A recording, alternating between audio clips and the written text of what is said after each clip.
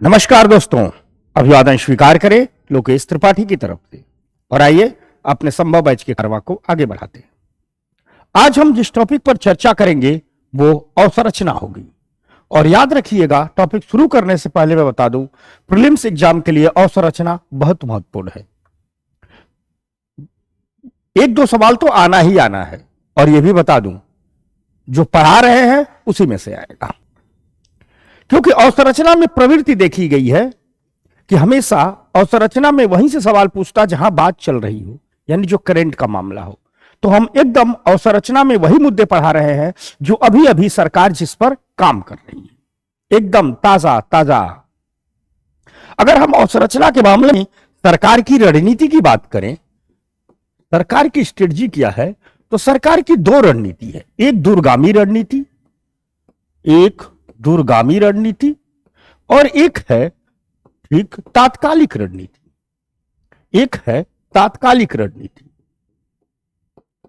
एक दूरगामी रणनीति है और एक है तात्कालिक रणनीति। अगर हम दूरगामी रणनीति की बात करें तो सरकार की निगाहें सीधे 2047 के विकसित भारत के लक्ष्य पर टिकी हुई हैं।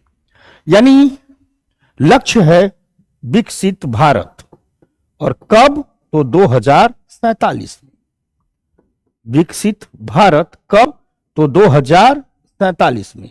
यानी सरकार की निगाहें सीधे सीधे 2047 के विकसित भारत पर टिकी हुई हैं।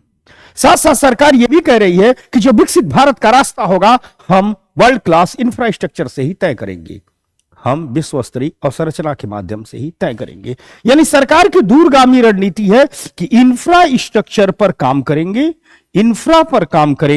और विकसित भारत के सपने को पूरा करेंगे, विकसित भारत के लक्ष्य को साधेंगे।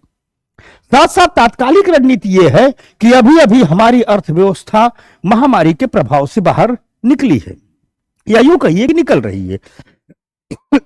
दरअसल कोविड के बाद ही सरकार ने लक्ष्य बनाया था कि हम अपनी अर्थव्यवस्था को महामारी से बाहर निकालने के लिए, या यूं कहिए कि महामारी जनित मंदी से बाहर निकालने के लिए हम इंफ्रा पर खर्च बढ़ाएंगे, और इंफ्रा पर खर्च के माध्यम से ही हम मार्केट में डिमांड पैदा करेंगे और अपनी इकोनॉमी को मंदी से बाहर निकालेंगे। यानी कुल मिलाजुला करके तात्कालिक रणनीति भी यही है कि इंफ्रा पर खर्च, या यूं कहिए पूंजीगत खर्च को ही इंफ्रा पर खर्च बोलते हैं। पूंजीगत खर्च या इंफ्रा पर खर्च बढ़ाएंगे और अर्थव्यवस्था को मंदी से बाहर निकालेंगे, यानी कुल मिलाजुला करके इंफ्रा बहुत महत्वपूर्ण हो गया है। इसी रणनीति की चर्चा सरकार ने अपनी आर्थिक समीक्षा में भी की थी। आर्थिक समीक्षा 2023-24 में सरकार ने एक अपने विजन डॉक्यूमेंट के रूप में इंफ्रा पर चर्चा की थी। सरकार कह रही है कि जो हमारी रणनीति है वो रणनीति है कि हम भौतिक, सामाजिक, वित्तीय और डिजिटल इंफ्रा का निर्माण करेंगे, डिजिटल बुनियादी ढांचे का निर्माण करेंगे, और इस भौतिक, सामाजिक, वित्तीय और डिजिटल बुनियादी ढांचे पर ध्यान करके, फोकस करके हम 2047 तक विकसित भारत को बनाएंगे। तो दूरगामी रणनीति यही है कि 2047 तक हम विकसित भारत का निर्माण करेंगे। इंफ्रा के माध्यम से हम खर्च करेंगे, भौतिक अवसंरचना पर हम खर्च करेंगे, सामाजिक अवसंरचना पर हम खर्च करेंगे, वित्तीय अवसंरचना पर हम खर्च करेंगे, डिजिटल अवसंरचना पर, और इन पर खर्च करके हम विकसित भारत को बनाएंगे, विकसित भारत तक पहुंचेंगे। साथ ही साथ सरकार ने महामारी से प्रेरित आर्थिक मंदी से निपटने के लिए पूंजीगत खर्च को भी बढ़ावा दिया। अर्थात तात्कालिक रणनीति यही है कि अपना पूंजीगत खर्च बढ़ाएंगे, इंफ्रा पर खर्च बढ़ाएंगे और मंदी से देश को बाहर निकालेंगे। तो आइए देखते हैं। इसीलिए अगर हम तुलना करें तो हम देखते क्या है कि 2021 की तुलना में 2024 में सरकार ने इंफ्रा के खर्च पर 2/3 गुना बढ़ावा दे दिया है। यह 2021 है जब हमारी इकोनॉमी कोरोना जनित मंदी में फंस चुकी थी, और 2024 है जहां इकोनॉमी हमारी मंदी से बाहर निकल रही है। तो हम देख रहे हैं कि 2021 की तुलना में 2024 में आते आते इंफ्रा पर खर्च को हमारी सरकार ने 2.3 गुना बढ़ा दिया है। अगर हम पहली अवसंरचना भौतिक अवसंरचना के कुछ पहलुओं पर विचार करें तो भौतिक अवसंरचना में सबसे पहले आता है सड़क परिवहन। सड़क परिवहन के लिए आप सबको पता होगा भारत सरकार एक बहुत बड़ा प्रोजेक्ट चला रही है जिसे कहा गया है भारत माला परियोजना। इस भारत माला परियोजना के तहत ही भारत में सड़कों का निर्माण किया जा रहा है। वर्तमान में जितनी भी किस्म की सड़कों का निर्माण किया जा रहा है वे सारी की सारी सड़कें भारत माला परियोजना के तहत ही बनाई जा रही हैं। भारत सरकार कह रही है, अपना हिसाब दे रही है कि पिछले 10 वर्षों में हमने राष्ट्रीय राजमार्गों की संख्या को 1.6 गुना 1.6 गुना बढ़ा दिया है। वही सरकार कह रही है कि हमने 2014 से 2024 के बीच यानी पिछले 10 सालों में हाई स्पीड कॉरिडोर की लंबाई को हमने 12 गुना बढ़ा दिया है। यानी सरकार कह रही है कि देखिए हमने अवसंरचना में हाई स्पीड कॉरिडोर पर खूब ज्यादा काम किया है। सरकार कह रही है कि पिछले 10 वर्षों में हमने 4 लेन सड़कों की लंबाई को 2.6 गुना बढ़ाया है। तो वही सरकार ये सड़कों का हिसाब किताब देते हुए अपने बहुत पुराने कार्यक्रम प्रधानमंत्री ग्राम सड़क योजना की भी चर्चा कर रही है। सरकार का कहना है कि प्रधानमंत्री ग्राम सड़क योजना जो 2000 में शुरू की गई थी और इसका लक्ष्य था ग्रामीण कनेक्टिविटी को बढ़ावा देना और इसे कहा गया प्रधानमंत्री ग्राम सड़क योजना फेज 1 चरण 1। दरअसल प्रधानमंत्री ग्राम सड़क योजना पूर्व प्रधानमंत्री श्रद्धेय स्वर्गीय अटल बिहारी वाजपेयी जी की सबसे बड़ी महत्वाकांक्षी परियोजना थी। वाजपेयी जी कहा करते थे कि हमारे गांव विकास की प्रक्रिया से अछूते रह गए, कटे फटे रह गए। विकास शहरों तक जो पहुंचा तो पहुंचा, गांव तक नहीं पहुंचा, जितना पहुंचना चाहिए नहीं पहुंचाना चाहिए। वाजपेयी जी का विजन स्पष्ट था। वाजपेयी जी कहते थे कहीं विकास ले जाना है तो सड़क ले जाओ, विकास अपने आप पहुंच जाएगा। इसलिए 2000 में प्रधानमंत्री ने एक विजन शुरू किया था, बहुत बड़ी परियोजना शुरू की थी जिसे कहा गया था प्रधानमंत्री ग्राम सड़क परियोजना। और इसके तहत सरकार ने तय किया कि जितनी भी गांवों की कच्ची सड़कें हैं उनको पक्की सड़कों में तब्दील करेंगे और शहरों की पक्की सड़कों से जोड़ देंगे। इसे कहा गया था प्रधानमंत्री ग्राम सड़क योजना का चरण 1।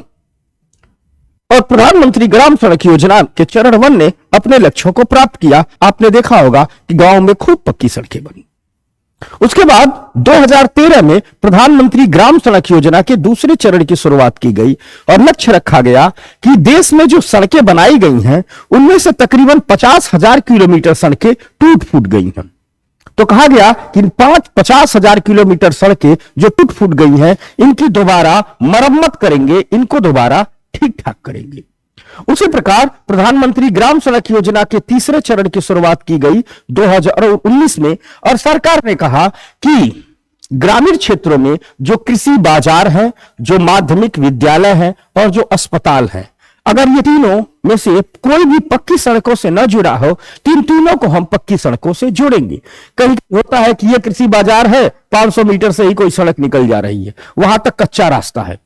हॉस्पिटल के 200 मीटर आगे से ही सड़क निकल जा रही है, वो कच्चा रास्ता है। तो कहा जहां कहीं भी पूरे देश में अगर कोई कृषि बाजार है, माध्यमिक विद्यालय है, अस्पताल है और वो पक्की सड़कों से डायरेक्ट नहीं जुड़ा है तो कहा गया प्रधानमंत्री ग्राम सड़क योजना के तीसरे चरण के तहत उनको हम पक्की सड़कों से जोड़ देंगे। इसी के साथ साथ सड़क क्षेत्र में भारत सरकार एक कार्यक्रम लेकर के आई है और बड़ा फोकस है इस पर, जिसे कहा गया है राष्ट्रीय औद्योगिक गलियारा विकास कार्यक्रम। इसे कहा गया है राष्ट्रीय औद्योगिक गलियारा विकास कार्यक्रम। इस राष्ट्रीय औद्योगिक गलियारा विकास कार्यक्रम के लिए के तहत सरकार 11 औद्योगिक गलियारों का विकास कर रही है।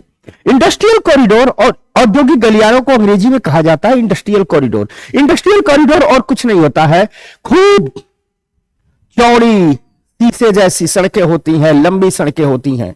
ये देश के विभिन्न आर्थिक केंद्रों को आपस में जोड़ती हैं और कहा जाता है कि भविष्य के जो उद्योग लगेंगे वह इन्हीं सड़कों के किनारे लगाए जाएंगे। जैसे मान लीजिए Delhi to Mumbai industrial corridor है, दिल्ली मुंबई औद्योगिक गलियारा है जो नोएडा के चरखी दादरी से शुरू होता है, यानी उत्तर प्रदेश के इंडस्ट्रियल कॉरिडोर को होते हुए हरियाणा को जाता है, मध्य प्रदेश को जाता है, राजस्थान को जाता है, महाराष्ट्र को जाता है और इनके औद्योगिक केंद्रों को टच करते हुए सीधे महाराष्ट्र के मुंबई पोर्ट से जाकर के जुड़ जाता है। तो भविष्य में भी जो उद्योग लगाए जाएंगे इन्हीं सड़कों के आसपास लगाए जाएंगे। इसी को कहा जाता है इंडस्ट्रियल कॉरिडोर। देश में ऐसे इस इंडस्ट्रियल कॉरिडोर को बनाने के लिए देश में एक प्रोजेक्ट चल रहा है जिसे कहा गया है राष्ट्रीय औद्योगिक गलियारा विकास कार्यक्रम। इस राष्ट्रीय औद्योगिक गलियारा विकास कार्यक्रम के तहत कुल 11 औद्योगिक गलियारों का निर्माण किया जा रहा है। इन 11 औद्योगिक गलियारों का निर्माण प्लग एंड प्ले मॉडल पर किया जा रहा है। इनका निर्माण प्लग एंड प्ले मॉडल पर किया जा रहा है। हम आपकी इसी सीरीज में पढ़ाएंगे इन्वेस्टमेंट मॉडल। इन्वेस्टमेंट मॉडल में एक मॉडल आएगा प्लग एंड प्ले मॉडल। दरअसल प्लग एंड प्ले मॉडल से मतलब यह होता है कि सरकार क्या करती है, सरकार को जैसे औद्योगिक गलियारा बनाना हो, बनवाती सरकार प्राइवेट सेक्टर से, लेकिन उसके पहले सरकार क्या करती है, सभी प्रकार की तैयारियां खुद कर लेती है, सभी प्रकार की मंजूरियां खुद ले लेती है और फिर सरकार निवेशक से कहती है आइए काम शुरू कीजिए, प्लग कीजिए, प्ले कीजिए, तुरंत खेलना शुरू कर दीजिए। जैसे मान लो सड़क कहीं बन रही है तो जमीन अधिग्रहण का काम सरकार पूरा कर लेती है। जितने प्रकार के मंत्रालयों से अनुमति की जरूरत है उनको सरकार ले लेती है। ठीक, तो जितने भी डॉक्यूमेंट होते हैं, जितने भी कागजात पूरे करने पड़ते हैं, जो भी लैंड रिक्वायरमेंट होती है, सब कुछ सरकार ले लेती है। उसके बाद बोली लगाती है, प्राइवेट सेक्टर को टेंडर जारी करती है और कहती है कि आइए बनाना शुरू कीजिए। इसी को कहते हैं प्लग एंड प्ले मॉडल। तो राष्ट्रीय औद्योगिक गलियारा विकास कार्यक्रम जो प्लग एंड प्ले मॉडल के तहत चलाए जा रहे हैं और इसके तहत 11 औद्योगिक कॉरिडोर का विकास किया जाएगा। ठीक उसी प्रकार से सरकार एक पर्वतमाला परियोजना लेकर के आई है। आपने देखा होगा कि दूर जो पहाड़ी क्षेत्र है, दिखता है कि ये एक पहाड़ी और दूसरी पहाड़ी पर्वत नहीं दिखती है, लेकिन वहां तक एक व्यक्ति से दूसरे व्यक्ति को ले जाना, बीच में खाई भी है तो ले कैसे जाएंगे, सड़क कैसे बनाएंगे। और पहाड़ों से पलायन बहुत तेज हो रहा है। कहते हैं ना, पहाड़ का पानी और पहाड़ का जवानी पहाड़ के काम नहीं आता है। पानी बह करके मैदानों में आ जाती है और जवानी शहरों में मजदूर बन के आ जाता है। अब इन पहाड़ों पर आप गेहूं, धान, मक्का, मसूर की खेती नहीं कर सकते हैं। इन पहाड़ों पर आप उद्योग नहीं ले जा सकते हैं, लेकिन इन पहाड़ों पर आप पर्यटन को बढ़ा करके पहाड़ी लोगों तक आय ले जा सकते हैं, रोजगार ले जा सकते हैं, आजीविका ले जा सकते हैं। तो सरकार इसीलिए जो पर्वतमाला परियोजना का संचालन करे, इसके लिए रोपवे का निर्माण कर रही है। ऐसी ट्राली आप लोगों ने देखी भी होगी, बैठा भी होगा। तो कहा गया है कि अंतिम छोर तक, लास्ट छोर तक धार्मिक कनेक्टिविटी और पर्यटन संपर्क को बढ़ावा देने के लिए 6 रोपवे परियोजनाएं शुरू की गई अंतिम छोर तक। और देश के धार्मिक स्थल भी पहाड़ों पर है, तो संपर्क को बढ़ाइए, पर्यटन को बढ़ाइए, पहाड़ तक रोटी और आजीविका लेकर के जाइए। तो पर्वतमाला परियोजना का संचालन किया जा रहा है, जिसके तहत अंतिम छोर तक धार्मिक और पर्यटन संबंधी संपर्क को बढ़ावा दिया जा रहा है। ठीक ऐसे ही डिजिटलीकरण की क्रिया भी संपन्न की जा रही है। ठीक, और डिजिटलीकरण के लिए क्या किया गया है, सरकार कह रही है सड़क डिजिटलीकरण के तहत। आप कहोगे सड़क डिजिटलीकरण मतलब, जो टोल प्लाजा पर लंबी भीड़ होती है टोल देने में, उसको सरकार समाप्त कर रही है। सरकार कह रही है कि हम टोल लेने की प्रक्रिया को डिजिटल करेंगे। फास्टैग क्या है, टोल लेने की प्रक्रिया को डिजिटल ही किया जाता है। तो सरकार इस डिजिटलीकरण के तहत कह रही है कि हमने 2014 से लेकर अब तक टोल प्लाजा पर प्रतीक्षा समय को 16 गुना घटाकर 47 सेकेंड का कर दिया है। कितना गुना घटा करके? 16 गुना घटा करके 47 सेकेंड का कर दिया है। सरकार कह रही है कि 2014 से अब तक हमने टोल प्लाजा पर प्रतीक्षा समय को, ठीक, 16 गुना घटा करके कितना कर दिया है? 47 सेकेंड कर दिया है। और सरकार यह भी कह रही है कि जल्दी ही हम फ्री फ्लो टोलिंग शुरू करने वाले हैं। जल्दी ही हम क्या करने वाले हैं? जल्दी ही हम फ्री फ्लो टोलिंग शुरू करने वाले हैं। यानी टोल पर आपकी, हाईवे पर आपकी गाड़ियां चलेंगी, जीपीएस से कनेक्ट रहेंगी, आपके अकाउंट से पैसा कट जाएगा। इसको कहा गया है फ्री फ्लो टोलिंग। साथ साथ सरकार रेल परिवहन पर भी जिक्र कर रही है। सरकार कह रही है कि हमने पिछले 5 वर्षों में रेलवे पर पूंजीगत व्यय में, पूंजीगत व्यय का मतलब रेलवे के इंफ्रास्ट्रक्चर पर किया गया व्यय, तो सरकार कह रही है कि पिछले 5 वर्षों में रेलवे पर पूंजीगत व्यय में हमने 77% की वृद्धि की है। कितने की वृद्धि की है? 77% की वृद्धि की है। और याद रखिएगा, रेलवे में अगर हम रेलवे के उदाहरण को लेकर देखें तो दो प्रकार के खर्च होते हैं, एक राजस्व व्यय, एक पूंजीगत व्यय।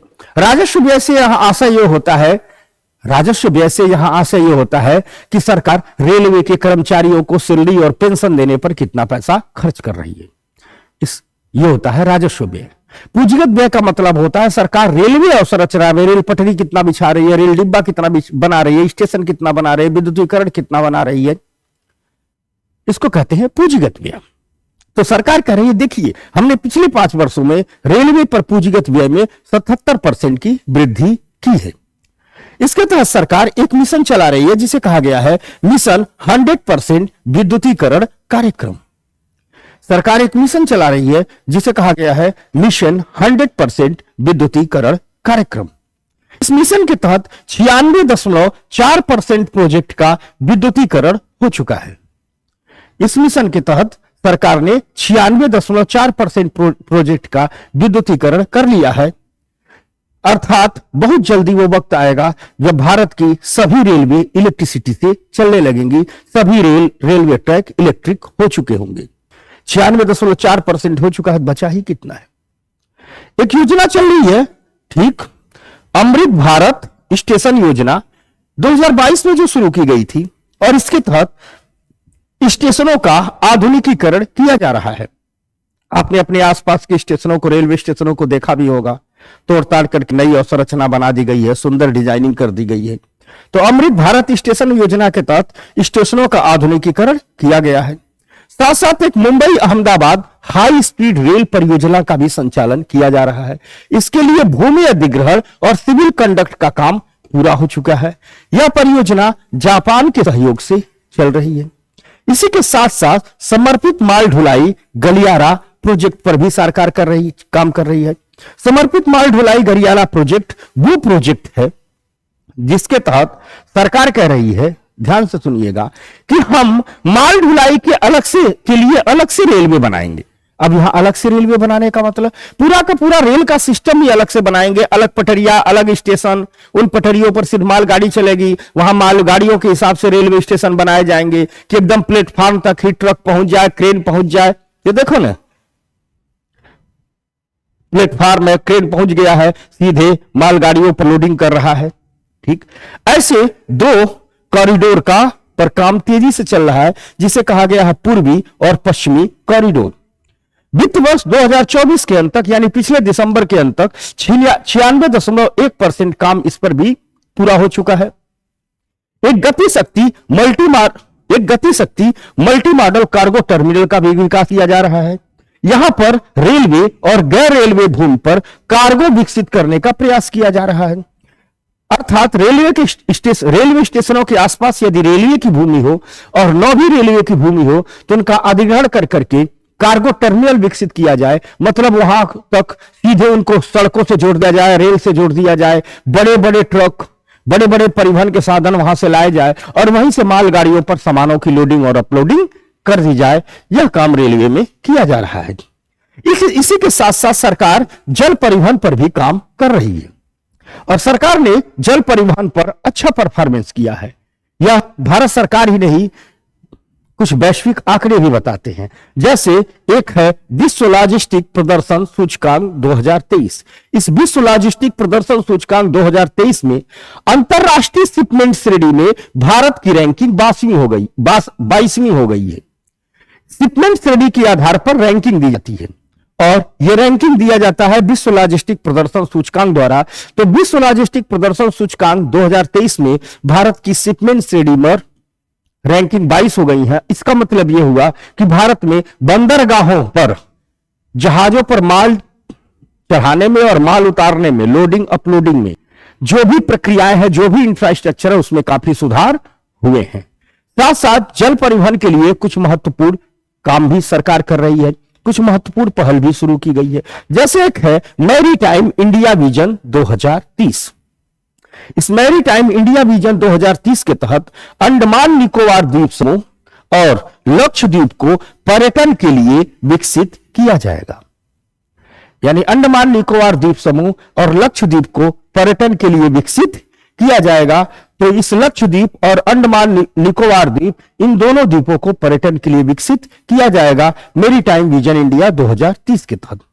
साथ साथ सरकार हमारे बंदरगाहों के आधुनिकीकरण के लिए सागरमाला परियोजना पर काम शुरू कर रही है। यह सागरमाला परियोजना 2015 में शुरू की गई थी। इस सागरमाला के तहत हम बंदरगाहों के आधुनिकीकरण पर फोकस किए हैं।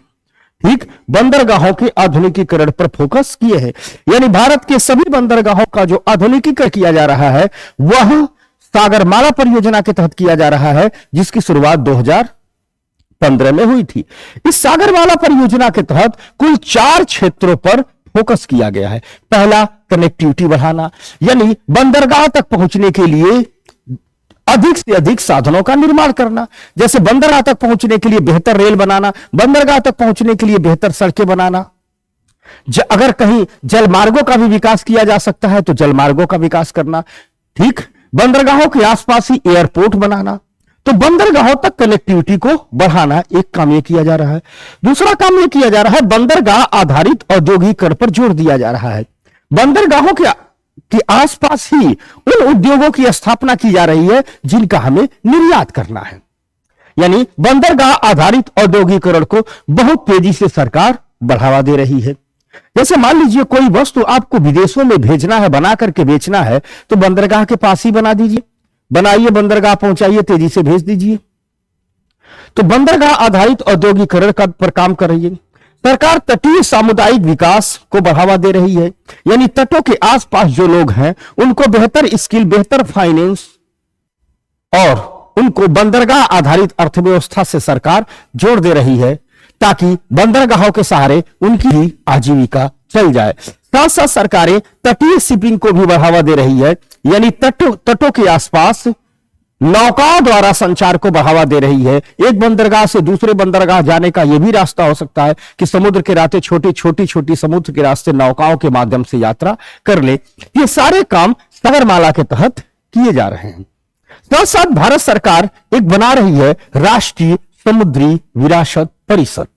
ठीक, राष्ट्रीय समुद्री विरासत परिषद यह लोथल में बनाया जा रहा है। यह परिसर का निर्माण किया जा रहा है लोथल में, जहां भारत अपने समुद्री इतिहास की उपलब्धियों का प्रदर्शन करेगा। आप लोग लोथल घूमने जाएंगे तो भारत के समुद्री इतिहास से जुड़ी जितनी उपलब्धियां हैं सबकी एक प्रदर्शनी वहां लगाई जाएगी लोथल में। इसी को कहा गया है राष्ट्रीय समुद्री विरासत परिषद। इसके साथ साथ सरकार महाराष्ट्र के बघावन में सभी मौसम के अनुकूल काम करने वाले एक डीप ड्राफ्ट बंदरगाह का भी विकास कर रही है। डीप ड्राफ्ट बंदरगाह वे बंदरगाह होते हैं जो बहुत गहरे होते हैं, ठीक, ताकि बड़ी से बड़े क्रूज, बड़ी सी बड़ी जहाजें वहां आकर के रुक जाएं। और अधिक सामान तो इन्हीं जहाजों पर आता है। भारत में डीप ड्राफ्ट बंदरगाह की बड़ी कमी है। सिर्फ विशाखापत्तनम ही है एक बहुत गहरा बंदरगाह, वहीं पर बड़ी बड़ी जहाजें आकर रुकती हैं। तेज जो बड़ी बड़ी जहाजों में माल आता है वो वाया सिंगापुर होके आती हैं, यानी पहले सिंगापुर आती है, वहां उनसे सामान छोटी छोटी जहाजों में उतार लिया जाता है, फिर इंडिया लाया जाता है। इसलिए भारत सरकार बघावन में एक आर्टिफिशियल बंदरगाह का निर्माण कर रही है। यह बहुत डीप ड्रॉप बंदरगाह होगा, बहुत गहरा बंदरगाह होगा, आधुनिक सुविधाओं से युक्त होगा। इसके साथ साथ सरकार एक प्रोजेक्ट पर काम कर रही है जिसका नाम है हरित सागर। इस हरित सागर प्रोजेक्ट के तहत सरकार ग्रीन एयरपोर्ट का विकास कर रही है। ग्रीन एयरपोर्ट से आशय यह होता है कि बंदरगाह अपनी ऊर्जा की सभी जरूरतें हरित ऊर्जा से पूरा करेगा, बेसिकली विंड एनर्जी से पूरा करेगा, ठीक, पवन ऊर्जा से पूरा करेगा, क्योंकि बंदरगाहों के आसपास पवन की गति ठीक ठाक होती है, अच्छी होती है, हमेशा तेज होती है। तो यहां विंड टरबाइन लगाए जाएंगे, पवन ऊर्जा के केंद्र लगाए जाएंगे, इनसे बिजली बनाई जाएगी।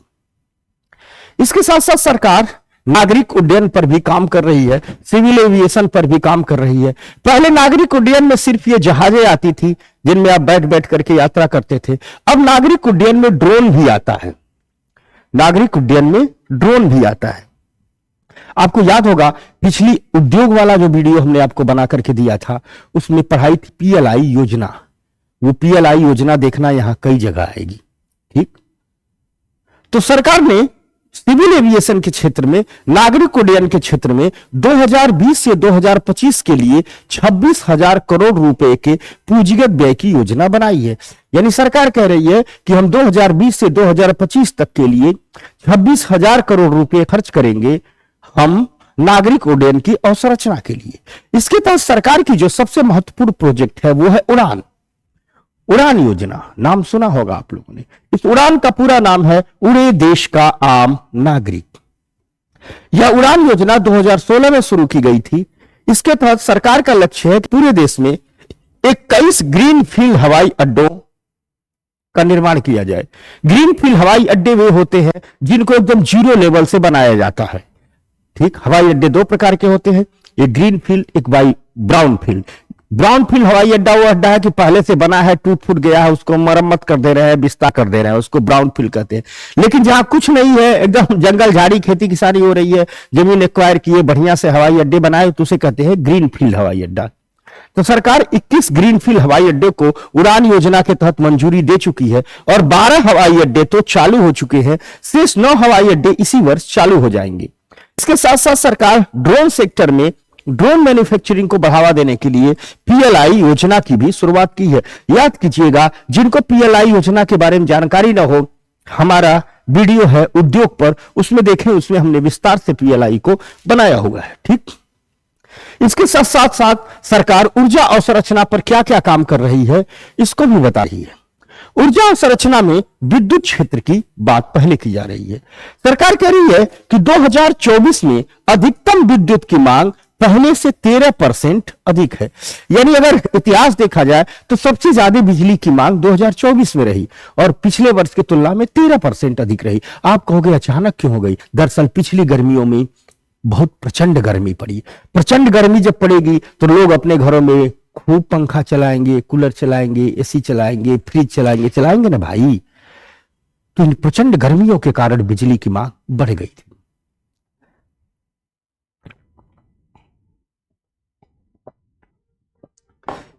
साथ साथ सरकार यह भी कह रही है कि अगर 2024 की बात की जाए तो 2024 में नवीकरण ऊर्जा संसाधनों के माध्यम से हमने बिजली उत्पादन में अधिकतम वृद्धि दर्ज की है। सरकार कह रही है कि नवीकरण ऊर्जा संसाधनों के माध्यम से हमने विद्युत उत्पादन में अधिकतम वृद्धि दर्ज की है। अब अगर थोड़ा सा देखें भाई क्या क्या सरकार कर रही है, तो सरकार की एक पहल है one sun one world one grid पहल। दरअसल इस पर अभी कुछ काम नहीं हुआ है, इस पर सैद्धांतिक काम हो रहे हैं। यह वन सन वन ग्रिड जो वन वर्ल्ड पहल है, यह वैश्विक स्तर पर की गई एक पहल है, भारत की पहल है। ठीक, इसके तहत भारत सरकार ने, यह भारत की पहल है, इसके तहत भारत सरकार ने एक टास्क फोर्स का निर्माण किया है और इस टास्क फोर्स से कहा है कि संभावनाएं तलाशिए कि क्या नवीकरणीय ऊर्जा का आदान प्रदान किया जा सकता है और इस आदान प्रदान को करने के लिए क्या पूरी दुनिया में क्षेत्रीय स्तर पर हम क्षेत्रीय ग्रिडों की स्थापना कर सकते हैं। यानी जैसे मान लीजिए ढेर सारे सोलर पैनल लगा लिए, खूब बना लिए बिजली, तो एक जगह से दूसरी जगह तक ले जाने के लिए क्या हम पूरी दुनिया में सोलर एनर्जी के प्रचार प्रसार के लिए क्षेत्रीय ग्रिडों की स्थापना कर सकते हैं। और इसी पहल को नाम दिया है भारत सरकार ने वन सन, ठीक, one sun one world one grid. सरकार कह रही है कि ये जो क्षेत्रीय ग्रिड होंगे ये दक्षिण पूर्व एशिया, दक्षिण पैसिफिक, मध्य पूर्व अफ्रीका और यूरोप में क्षेत्रीय ग्रिडों की स्थापना की संभावना पर विचार कर रहे हैं। तो ये कल्पना है, इस पर अध्ययन किया जा रहा है और इस कल्पना को नाम दिया गया है one sun one world one grid पहल। भारत की बड़ी पहल है। टास्क फोर्स अध्ययन कर रही है, टास्क फोर्स अध्ययन करके अपनी रिपोर्ट दे देगी तो बात को आगे बढ़ाया जाएगा। इसी के साथ साथ सरकार एक उजाला योजना लेकर के आई थी 2015 में। ठीक, इस योजना के तहत सभी के लिए सस्ते एलईडी बल्ब उपलब्ध कराई रही है सरकार। याद कीजिएगा, मार्केट में जो आप बल्ब खरीदने जाते हैं, मार्केट में जो आप एलईडी के बल्ब खरीदने जाते हैं, अगर आपको वो 100 रुपए का मिल रहा है तो उसकी एक्चुअल कीमत 100 रुपए नहीं, ये 200 रुपए है। उस पर सरकार सब्सिडी देती है। सरकार ये सब्सिडी इसलिए देती है कि सस्ता रहेगा तो लोग अपने घरों के परंपरागत बल्बों को एलईडी बल्बों से बदलेंगे। समझ में आ गई बात ना? तो इसके लिए सरकार उजाला योजना का संचालन कर रही है। ठीक इसी प्रकार सरकार की एक योजना है जिसे कहा गया है पुनर्गठित वितरण क्षेत्र योजना। यह पुनर्गठित वितरण क्षेत्र योजना 2021 में शुरू की गई थी।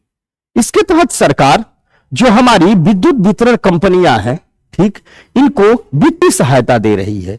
इनको क्या दे रही है? वित्तीय सहायता। यानी सरकार वित्तीय सहायता दे रही है किसको? विद्युत वितरण कंपनियों को। और विद्युत वितरण कंपनियों को वित्तीय सरकार सहायता इसलिए दे रही है ताकि इसी वित्तीय सहायता से विद्युत वितरण कंपनियां अपनी परिचालन क्षमता और वित्तीय स्थिरता में सुधार ला सके। अपनी परिचालन क्षमता में और वित्तीय स्थिरता में सुधार ला सके। यानी सरकार पुनर्गठित वितरण क्षेत्र योजना जिसकी शुरुआत 2021 में की थी, इस 2021 के तहत सरकार वित्तीय सहायता दे रही है किसको? तो विद्युत वितरण कंपनियों को। और विद्युत वितरण कंपनियों को यह वित्तीय सहायता इसलिए दे रही है ताकि ये कंपनियां अपनी परिचालन क्षमता और वित्तीय स्थिरता में सुधार ला सके। इसी के साथ साथ सरकार ने 2021 में एक योजना शुरू की थी, समर्थ। वस्तुतः यह एक किस्म के अनुसंधान की योजना है। इस समर्थ योजना के तहत थर्मल पावर प्लांट में कृषि अवशेषों के उपयोग पर एक राष्ट्रीय मिशन चलाया जा रहा है। सरकार इस बात पर विचार कर रही है कि आखिर हम क्या करें, कि अपने क्या हम किसी ऐसी तकनीकी को इजाद कर सकते हैं कि हमारी जो पराली जलती है, जो कृषि अवशेष हैं, उनका उपयोग हम अपने थर्मल पावर प्लांट में कर सकते हैं। तो ऐसा तो है नहीं कि सीधे पराली ले जाकर के झोंकना शुरू कर दीजिए, ऐसा तो होगा नहीं। तो सरकार इस बात की संभावना पर विचार कर रही है कि क्या हम ऐसी तकनीकी विकसित कर सकते हैं जिससे हम अपने कृषि अवशेषों को थर्मल पावर प्लांट में उपयोग कर सकें।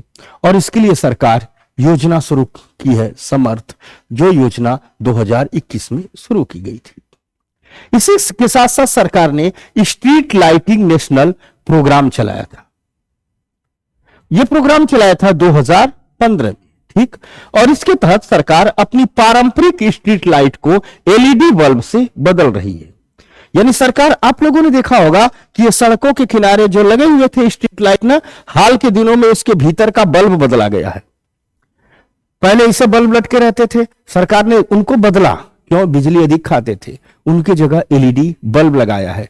2015 से ही हो रहा है और हमेशा ये चलता रहता है। खराब हो जाता है, दोबारा फिर बदला जाता है, खराब हो जाता है, दोबारा फिर बदला जाता है। तो जितने भी स्ट्रीट लाइट हैं उनकी जगह एलईडी बल्ब लगाए जा रहे हैं।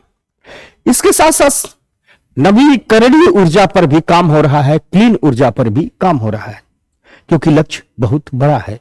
और लक्ष्य है कि 2030 तक जो गैर जीवाश्म ईंधन से 50% विद्युत क्षमता हासिल करना है। यानी 2030 तक भारत अपनी कुल विद्युत जरूरत का 50% गैर जीवाश्म ईंधन से प्राप्त करेगा, यानी कोयले से प्राप्त नहीं करेगा। अभी भारत अपनी कुल विद्युत जरूरत का 70% कोयले से ही प्राप्त करता है। तो जो शेष, यानी अभी गैर जीवाश्म से कितना प्राप्त करता है? जीवाश्म मतलब कोयला। तो अभी जीवाश्म ईंधन से 70% बिजली बनाता है। सोचो, भारत सरकार का कहना है कि हम 2030 तक इसको घटाएंगे और गैर जीवाश्म को बढ़ाएंगे। तो गैर जीवाश्म में क्या क्या आता है? तो गैर जीवाश्म में न्यूक्लियर रिएक्टर आता है, गैर जीवाश्म में न्यूक्लियर रिएक्टर आता है, गैर जीवाश्म में हाइड्रो पावर प्रोजेक्ट आते हैं जो पानी से बिजली बनाई जाती है, गैर जीवाश्म में सोलर एनर्जी आती है, विंड एनर्जी आती है, ये सब आती है, ठीक। तो सरकार का लक्ष्य है कि 2030 तक गैर जीवाश्म ईंधन से 50% विद्युत उत्पादन क्षमता का लक्ष्य हासिल करेंगे, ठीक। इसलिए नवीन और नवीकरणीय ऊर्जा मंत्रालय ने लक्ष्य तय कर दिया है कि 2030 तक गैर जीवाश्म स्रोतों से 500 गीगावाट बिजली उत्पादन करेंगे। कितना बिजली उत्पादन करेंगे? 500 गीगावाट बिजली का उत्पादन करेंगे, ठीक। सरकार कह रही है कि हम कितना उत्पादन करेंगे? तो 500 गीगावाट बिजली का उत्पादन करेंगे। सरकार हिसाब किताब भी दे रही है। सरकार कह रही है कि पिछले 10 वर्षों में पवन ऊर्जा उत्पादन में हमने 20.1 गुना की वृद्धि की है। पवन ऊर्जा उत्पादन में हमने 20.1 गुना की वृद्धि की है। साथ साथ सरकार यह भी कह रही है कि पवन ऊर्जा उत्पादन क्षमता के मामले में भारत विश्व में चौथे स्थान पर पहुंच गया है। अगर सोलर एनर्जी के मामले में देखा जाए तो कुछ महत्वपूर्ण पहल भी की गई है। जैसे एक योजना लाई गई है, प्रधानमंत्री सूर्य घर मुफ्त बिजली योजना। देखिए, प्रधानमंत्री जी बिजली जला भी रहे हैं। प्रधानमंत्री सूर्य घर मुफ्त बिजली योजना, इसके तहत सरकार कह रही है कि जो हमारे ये घर हैं, इन घरों की छतों पर हम सोलर पैनल लगवाएंगे और घरों के लिए जितनी भी इलेक्ट्रिसिटी की जरूरत होगी वह इसी से बना लेंगे। और इसके तहत लक्ष्य रखा गया है कि 1 करोड़ घरों पर सौर संयंत्र स्थापित किए जाएंगे। 1 करोड़ घरों पर सौर संयंत्र स्थापित किए जाएंगे।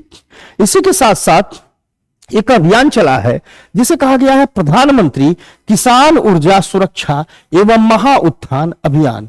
इसको नाम दिया गया है प्रधानमंत्री किसान ऊर्जा सुरक्षा एवं महा उत्थान अभियान। इसी को पीएम कुसुम कहा गया है। इसी को कहा गया है पीएम कुसुम। इस पीएम कुसुम के तहत सौर कृषि पंपों की स्थापना की जा रही है। सोलर एग्रीकल्चर पंप की स्थापना की जा रही है। गांव में देखते होगा, खेत में ऐसे सोलर लगा दिया जाता है, पंप लगा दिए जाते हैं, छोटका मोटर लगा दिया जाता है और यहां से जब बिजली आती है, बनता है तो पानी चलता है। इसी को कहा गया है प्रधानमंत्री किसान ऊर्जा सुरक्षा एवं महा उत्थान अभियान। ठीक, इसके साथ साथ आप याद कीजिएगा पीएलआई योजना, उद्योग में ही हम पढ़ाए थे, जिसमें हमने बताया था कि उच्च दक्षता वाले सौर फोटोवोल्टिक मॉड्यूल, अर्थात ये जो सोलर पैनल है, ठीक, इन सोलर पैनलों को बनाने के लिए पीएलआई योजना लाई गई है। ठीक, यानी सोलर पैनल बनाने वाली जो कंपनियां हैं उनको पीएलआई योजना में शामिल किया गया है। साथ ही साथ एक सौर पार्क योजना भी लाई गई है। यह सोलर डेवलपर्स के लिए है। यह योजना, यह सौर park plug and play model पर बनाए जाएंगे। ये क्या है? देखो, सीधी सी बात है, सौर, ये जो हम कह रहे हैं कि सरकार कह रही है कि हम सोलर एनर्जी पर काम कर रहे हैं, कि सोलर पैनल बनाना पड़ेगा ना भाई। इस सोलर पैनल से जो बैटरी जोड़ी जाती है, सनलाइट आती है, इलेक्ट्रिसिटी बनती है, बैटरी में स्टोर होती है, तो बैटरी बनाना पड़ेगा ना। इस सोलर पैनल बनाने के लिए, बैटरी बनाने के लिए कंपनियां लगेंगी। तो सरकार कह रही है कि हम जमीन एक्वायर करेंगे और वहां इन सोलर पैनल बैटरी बनाने की कंपनियों के लिए जितनी सुविधाएं होंगी सारी सुविधा विकसित करेंगे और उस जगह को हम कहेंगे सौर पार्क। और इसके लिए लाई गई है सौर पार्क योजना। अर्थात सौर पार्क योजना के तहत सरकार कह रही है कि हम इंफ्रा बना करके दे रहे हैं और आइए सोलर पार्क्स बनाने वाली इंडस्ट्री लगाइए, सोलर डेवलपर्स कीजिए। यह जो योजना है, यह सौर पार्क योजना प्लग और प्ले मॉडल पर लाई जा रही है। यहां प्लग एंड प्ले मॉडल से आशय है, यह प्लग एंड प्ले मॉडल्स पर लाई जा रही है। यहां प्लग एंड प्ले मॉडल से आशय है कि सरकार एकदम जमीन एक्वायर कर ले रही है, वहां इंफ्रा का निर्माण कर दे रही है, सब ठीक कर दे रही है, फिर प्राइवेट सेक्टर से आइए कर रही है, साहब देखिए हो गया, आइए उत्पादन शुरू कीजिए, बैटरी बनाइए, तार बनाइए, सोलर पैनल बनाइए, हमारे देश में बहुत जरूरत है। समझ में आ गई बात? इसे कहे गए हैं सौर पार्क योजना। एवं सरकार हरित ऊर्जा गलियारे पर भी काम कर रही है।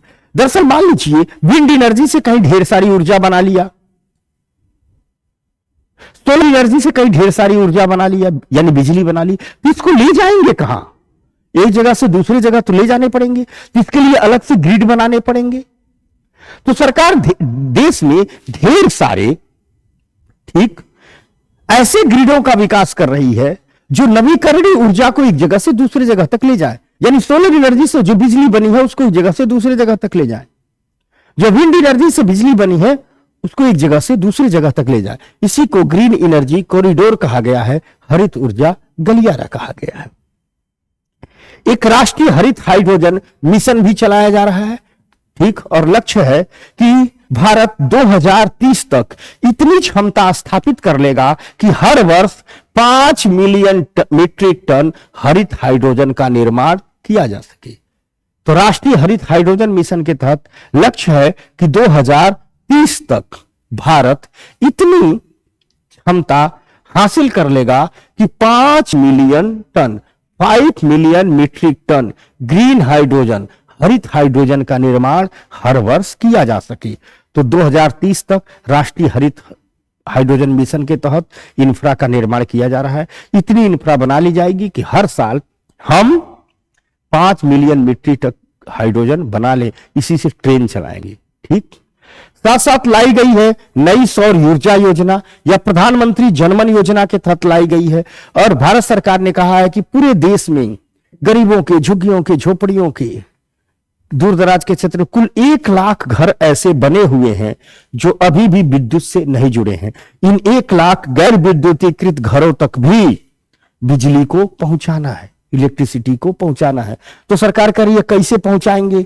कहीं ऊंचा पहाड़ी पर दूर दराज के क्षेत्र में मान लीजिए किसी घर पर बिजली नहीं पहुंची है, तो एक घर के लिए ही 200 किलोमीटर तार, खंभे, पोल नहीं गाड़ेंगे। तो उसके लिए सरकार कह रही है उस घर पर जाएंगे, सीधे सोलर पैनल लगा देंगे ताकि इस घर को भी ऊर्जा मिल जाए। इसके लिए नई सौर योजना लाई गई है। इसी के साथ साथ ढेर सारे काम सामाजिक और आर्थिक अवसंरचना पर भी किए जा रहे हैं।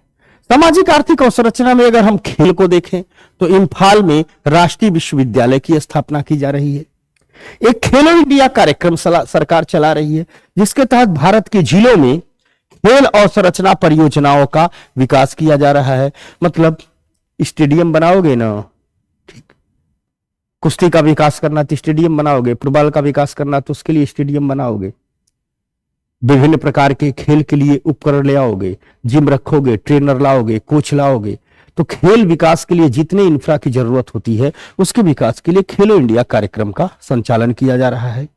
एक मॉडल भी लेकर के आई है सरकार जिसे मॉडल रियायत समझौता कहा गया है।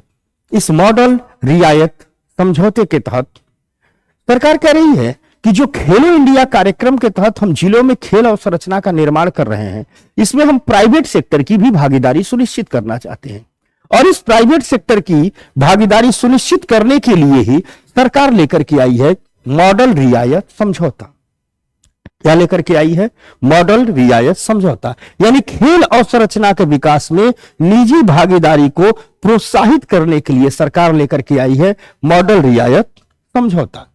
इसी के साथ साथ जल एवं स्वच्छता क्षेत्र पर भी काफी काम किया जा रहा है। जल और स्वच्छता क्षेत्र में सबसे पहले हमें चर्चा करनी होगी स्वच्छ भारत मिशन ग्रामीण की। आपको याद होगा कि 2014 से शुरू हुआ था और लक्ष्य था कि सभी गांवों को ओडीएफ गांव में तब्दील करना। ओडीएफ मतलब ओपन डिफेक्शन फ्री, अर्थात खुले में शौच से मुक्त की। और ये कब होता? जब हर घर में शौचालय बना दिए जाते थे। तो सरकार ने शौचालय तो बना दिया, लेकिन अब सरकार ने नया लक्ष्य किया है। सरकार ने कहा जो हमारे ओडीएफ गांव हैं उनको ओडीएफ प्लस गांव में तब्दील करना। जो ओडीएफ प्लस मतलब कह रहे भैया शौचालय तो बनवा दिए लेकिन शौचालय का उपयोग भी तो हो रहा है। ऐसा नहीं किसी का शौचालय टूट गया तो उसने दोबारा उसको ठीक ही नहीं करवाया। तो वर्तमान में स्वच्छ भारत मिशन ग्रामीण का लक्ष्य है कि सब ओडीएफ से गांव को ओडीएफ प्लस गांव में बदलना। ठीक, सभी गांवों को ओडीएफ से ओडीएफ प्लस। ओडीएफ मतलब सभी घरों में शौचालय का निर्माण, ओडीएफ प्लस मतलब सभी घरों में शौचालय का निर्माण। तो ओडीएफ प्लस मतलब घरों में जो शौचालय का निर्माण हो रहा है तो उन शौचालयों का उपयोग भी होना चाहिए। ठीक, तो ओडीएफ से ओडीएफ प्लस गांव में बदलना। इसी के साथ साथ सरकार ने शुरू किया है जल जीवन मिशन। ये 2019 में शुरू किया था और इसका लोगो है ये पानी का टोटी। इसके तहत सरकार कह रही है कि प्रत्येक ग्रामीण परिवार को हम नल का जल कनेक्शन उपलब्ध कराएंगे ताकि हर घर तक सुरक्षित पेयजल की आपूर्ति की जा सके। सरकार कह रही है कि इस पर 76% काम हो चुका है, यानी 76% कवरेज हो चुका है।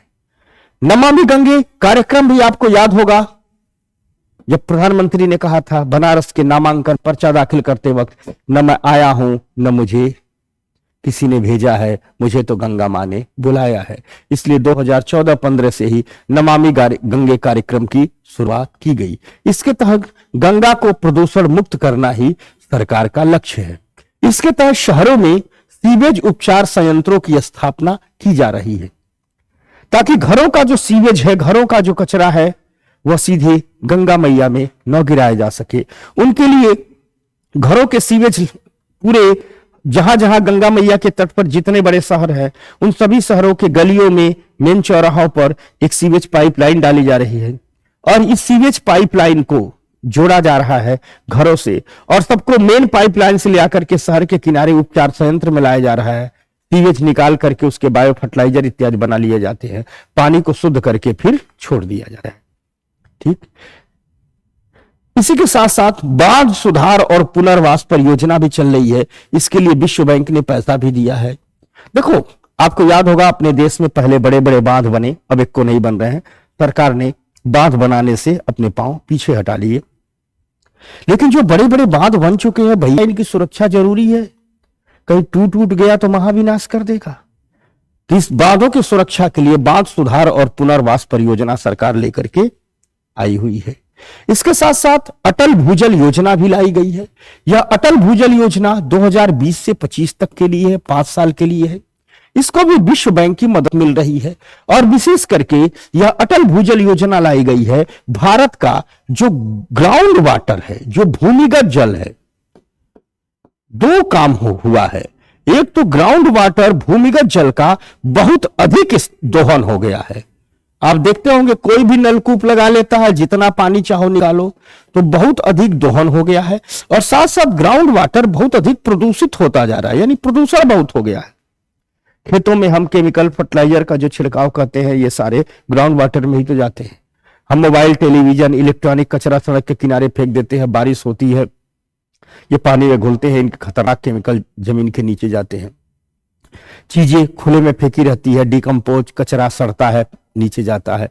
तो भारत के ग्राउंड वाटर की समस्या है कि एक तो बहुत अधिक दोहन हो रहा है, इसलिए भारत कहा जाता है भूमिगत जल संकट के मुहाने पर खड़ा है। तो एक तो ग्राउंड वाटर का बहुत अधिक दोहन हो रहा है और ग्राउंड वाटर का बहुत अधिक पोल्यूशन हो रहा है। इसके लिए अटल भूजल योजना पर काम चल रहा है। विश्व बैंक पैसा भी दिया है, 2020 से 2025 तक इस पर काम चलना है। साथ साथ नदियों को आपस में जोड़ने की परियोजनाओं का भी संचालन किया जा रहा है। इसके लिए 30 नदी लिंकों की पहचान की गई है।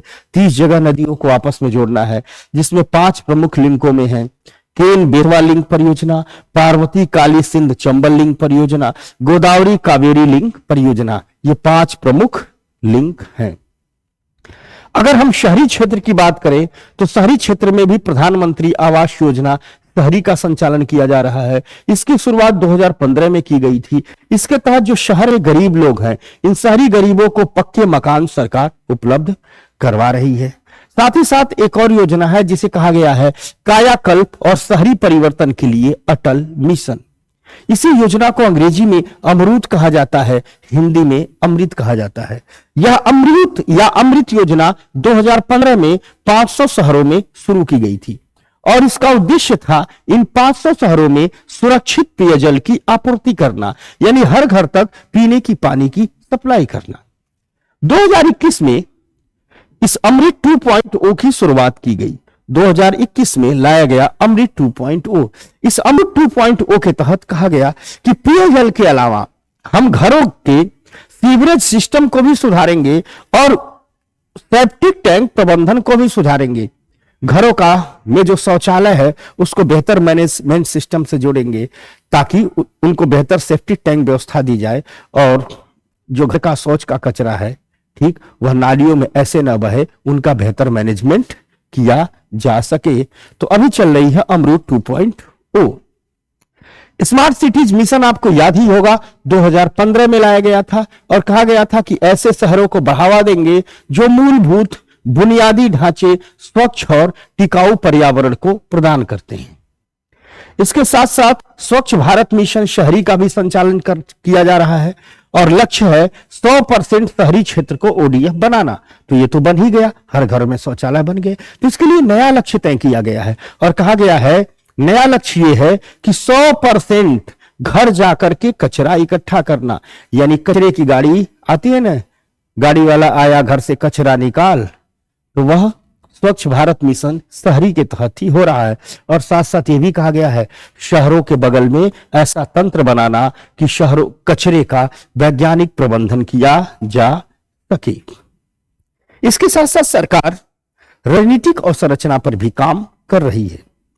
रणनीतिक अवसंरचना में स्पेस आता है, अंतरिक्ष क्षेत्र आता है।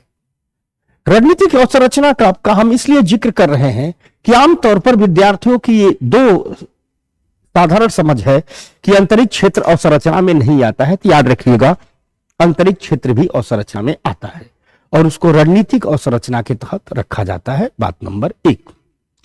दूसरी बात यह है, लोग समझते हैं कि स्पेस सेक्टर में प्राइवेट सेक्टर की एंट्री नहीं है, तो जी नहीं, गलत है। स्पेस सेक्टर में प्राइवेट सेक्टर की एंट्री है। अभी सरकार का लक्ष्य है कि अंतरिक्ष क्षेत्र में हम प्राइवेट सेक्टर की भागीदारी बढ़ा दें। देखिए 3 चीजें होती है। देखो, ये जहां से किसी रॉकेट को उड़ाया जाता है, रॉकेट का प्रक्षेपण किया जाता है, यहीं से उड़ते हैं रॉकेट, इसे कहा जाता है लॉन्चिंग पैड।